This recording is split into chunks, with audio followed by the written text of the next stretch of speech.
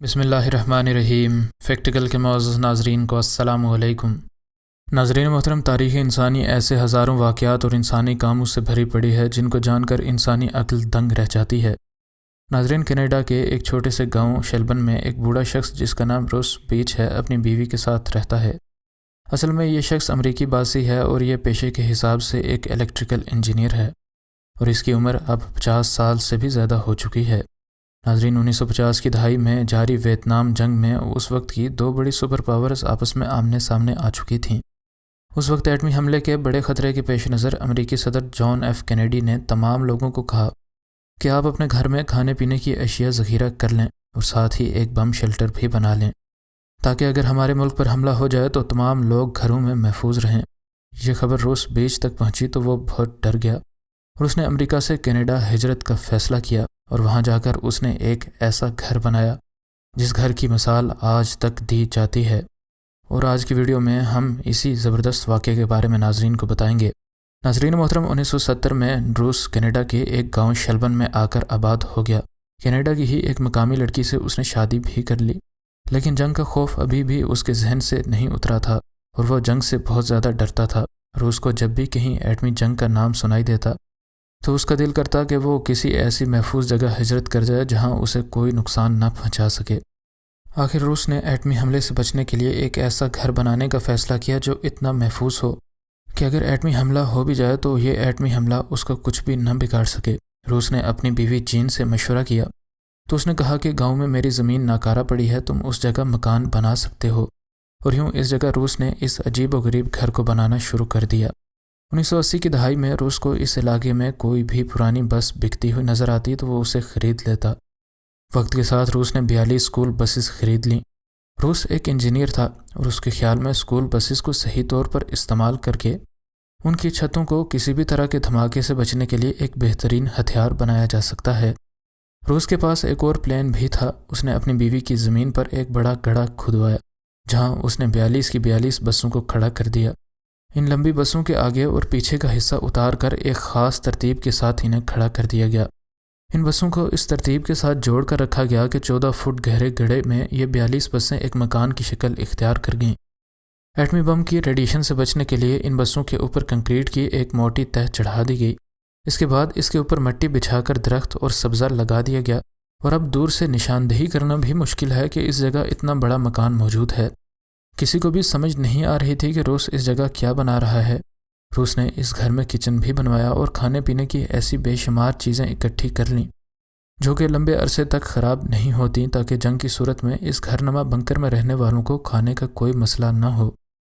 इस घर में असला रखने के लिए भी अलग से ख़ास जगह बनाई गई हैं और इनमें जदीद और ताकतवर हथियार रखे गए हैं जो कि जंग में इस्तेमाल किए जाएंगे। इसके अलावा पानी के मसाइल न हों, इस वजह से रूस ने इस घर में एक बड़ा टैंक भी बनवाया है जहां पर 500 गैलन पानी एक ही बार में स्टोर किया जा सकता था। जिस तरह फ़ौज में एक कमांड सेंटर मौजूद होता है, रूस बीच के घर में भी एक रेडियो कम्युनिकेशन सेंटर मौजूद है। इसके अलावा इस घर में एक छोटा सा अस्पताल, कई बाथरूम्स और एक बेहतरीन सिक्योरिटी रूम भी मौजूद है जहाँ पर बैठ कर रूस बीच अपने पूरे घर पर नज़र रख सकता था। इस इंजीनियर ने इस सारे घर को बिजली सप्लाई करने के लिए पावर जनरेटर भी लगवाए। इसके अलावा इस घरनुमा जंगी बंकर में 350 लोग एक ही बार में रह सकते हैं और इसका नाम रूस बीच ने ARK-2 रखा। इस बूढ़े के घर को बाहर से देखा जाए तो ये एक छोटी सी झोंपड़ी ही लगती है और इस बड़े बंकर का दरवाज़ा ही इस छोटी झोंपड़ी का दरवाज़ा है, लेकिन अंदर से इस घर को देखने वालों की आंखें खुली की खुली रह जाती हैं।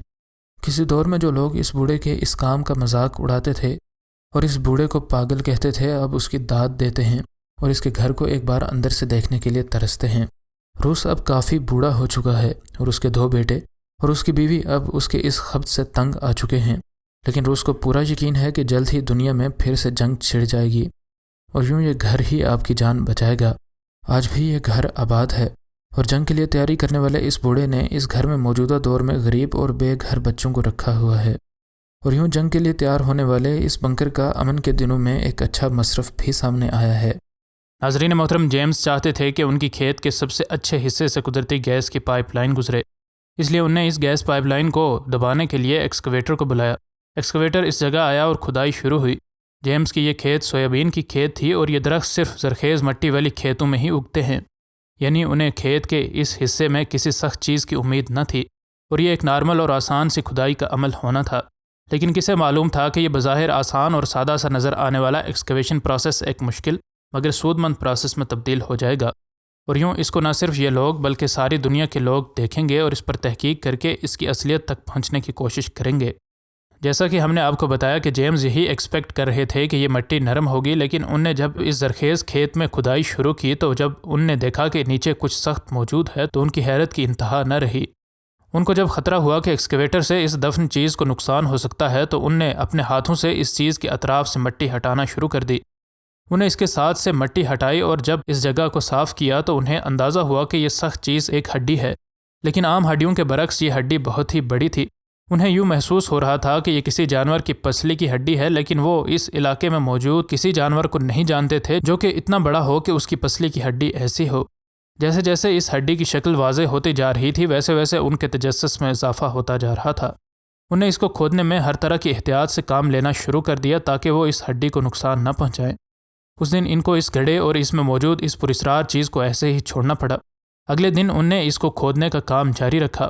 ان کی اس کھوج کے بارے میں آس پاس کے تمام لوگوں کو اطلاع مل چکی تھی اور ہر کوئی اس پراسرار چیز کے بارے میں قیاس آرائیاں کر رہا تھا، لیکن ابھی تک حقیقت کا کسی کو بھی نہیں پتہ تھا۔ لوگوں کو جب اس ہڈی کا پتہ چلا تو وہ جیمز کی اس کھیت میں اس کو دیکھنے خود چلے آئے اور دیکھتے ہی دیکھتے یہ جگہ لوگوں سے بھر گئی۔ کچھ لوگ ان ہڈیوں کو کسی قدیم خونخوار جانوروں سے جوڑ رہے تھے جو کہ زمانہ قدیم میں اس جگہ کسی وجہ سے دفن ہو گیا تھا۔ ادھر جیمز اور ان کے ساتھی اس کو حد درجہ احتیاط سے کھودنے میں مصروف تھے۔ انہیں جب ان ہڈیوں کے ساتھ جڑی ایک کھوپڑی نظر آئی تو ان پر یہ بات واضح ہو گئی کہ یہ ہڈیاں کسی جانور کی پسلیاں نہیں بلکہ کسی بہت ہی بڑے ہاتھی یا اس جیسے کسی جانور کے دانت ہیں۔ لیکن یہاں ایک سوال تھا جس کا بظاہر کسی کے پاس جواب نہیں تھا، اور وہ یہ کہ ہاتھی یا اس سے بھی کوئی وزنی جانور 10 فٹ زمین کے نیچے کیسے پہنچ سکتا ہے، کیونکہ یہ بات تو ممکن نہیں تھی کہ ان کو کسی نے 10 فٹ گہرا گڑھا کھود کر اس میں دفن کیا ہو۔ چونکہ ان لوگوں کو اپنی اس پراسرار کھوج کے بارے میں مزید معلومات حاصل نہیں ہو رہی تھیں، اس لیے ان نے اس پر سے پردہ کشائی کے لیے کسی پروفیشنل کی مدد حاصل کرنے کا منصوبہ بنایا، اور مشیگن میں یونیورسٹی آف مشیگن کے میوزیم پیلنٹالوجی ڈائریکٹر ڈینیل فشر اس کام کے لیے سب سے موزوں شخص تھے۔ ان نے فشر کو کال کی اور ان کو اس سارے معاملے سے آگاہ کیا اور ان سے مدد کی درخواست بھی کی۔ اس کال کے صرف ایک دن کے اندر ہی مسٹر فشر اپنے سٹوڈنٹس کے ساتھ کھدائی کے سارے ضروری ساز و سامان سے لیس اس جگہ پہنچ گئے جہاں زمانہ ماضی کے راز فاش ہونے کے لیے ان کے ماہر ہاتھوں کے منتظر تھے۔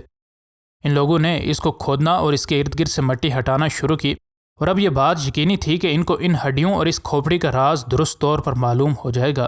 یہ لوگ چونکہ اپنی فیلڈ کے ایکسپرٹس تھے اس لیے اس بات کو زیادہ دیر نہ لگی کہ ان لوگوں نے بتا دیا کہ یہ دانت اور کھوپڑی ایک وولی میمت کی تھی جو کہ کسی دور میں اس کرۂ ارض پر گھومتے تھے۔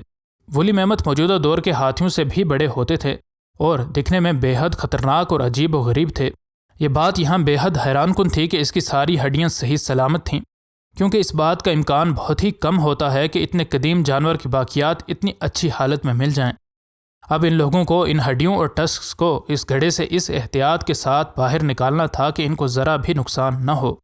ان نے ایکسکیویٹر کے آگے سٹریپس لگائیں اور پھر ان کو اس جانور کے دانتوں اور کھوپڑی سے باندھ کر انتہائی احتیاط سے باہر کھینچ لیا تاکہ وہ ان کو کسی ایسی جگہ لے کر جا سکیں جہاں ان کو اچھی طرح صاف کر کے ان پر مزید تحقیق کی جا سکے۔ ان لوگوں کی محنت کی وجہ سے اب زمانہ ماضی کے اس جانور کے بارے میں مزید معلومات اکٹھی ہو سکیں گی۔ مزید یہ کہ وولی میمت کے ٹسک اور کھوپڑی کو ملا کر اس کا اچھا ماڈل بھی ڈیولپ کیا جا سکے گا، اور یوں آنے والی جنریشنز اس جانور کے بارے میں مزید اچھی طرح جان سکیں گی۔